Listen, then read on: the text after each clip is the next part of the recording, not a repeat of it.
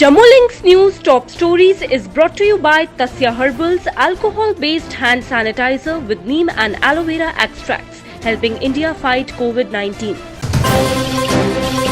A delegation of BDC chairpersons and members and political leaders from Shopian district on Wednesday called on Lieutenant Governor Manoj Sinha and apprised him of the concerning issues. The members of the delegation apprised the Lieutenant Governor about the various developmental issues and needs of the district.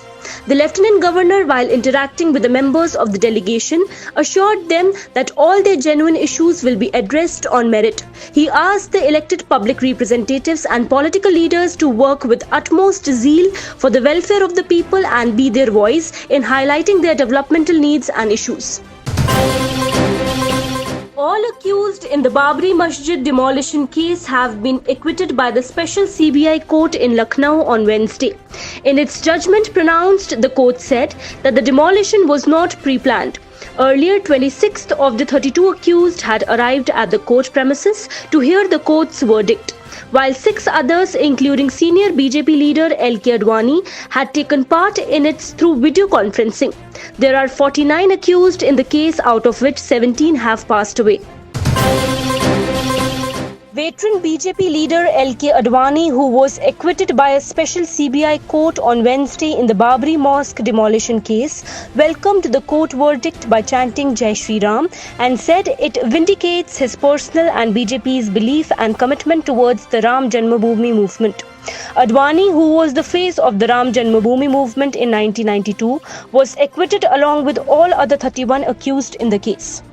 Special court का आज का जो निर्णय हुआ है वह अत्यंत महत्वपूर्ण है और हम सब के लिए बहुत खुशी का प्रसंग है जब Former Union Minister and BJP veteran Murli Manohar Joshi on Wednesday termed historic a special CBI court verdict acquitting all the 32 accused, including him in the Babri Masjid demolition case. The special CBI court in Lucknow on Wednesday acquitted all the 32 accused in the 1992 Babri Mosque demolition case, including Joshi and former Deputy Prime Minister LK Advani, saying there was no conclusive proof against them. He thanked the lawyers who appeared for him in the matter and said they presented all the aspects and facts before the court. सिद्ध कर दिया है कि हमारा आंदोलन, हमारे कार्यक्रम किसी षड्यंत्र के तहत नहीं थे। वो एक सामान्य जनतांत्रिक आंदोलन के तौर पर थे। ये बड़ी बात है। India on Wednesday successfully test-fired the extended-range BrahMos supersonic cruise missile, which can hit targets at over 400 km range. This is the second test firing of the extended-range version of the missile, which has an indigenously developed airframe and booster. The BrahMos is an ramjet supersonic cruise missile that can be launched from submarines, ships, fighter jets, or land. All J&K Home Guard Welfare Association has demanded implementation of Supreme Court order regarding regularization and fixation of salary of Home Guards, as many states and union territories have already implemented the same in letter in word. Addressing a joint press conference, Babu Hussain Malik, State President, Employees Joint Action Committee, and Kamla Sharma, Presidents All J&K Home Guard Welfare Association, urged the Lieutenant Governor to resolve the long-pending demands of the Home Guard employees. Salary दी जाती है, लेकिन जम्मू कश्मीर का जो कर्मचारी home guard में काम करना है सिर्फ 2700 रुपया उनको दिया जाता है। ये बड़े शर्म की बात है कि 2700 रुपये में ये अपने फैमिली की लुक आफ्टर कर सकते हैं। 2700 रुपये पर तो दूध का खर्चा नहीं पूरा होता। The Government of India has allowed 315 students from Jammu and Kashmir enrolled in different colleges across Pakistan to cross over by Wagah border in Amritsar.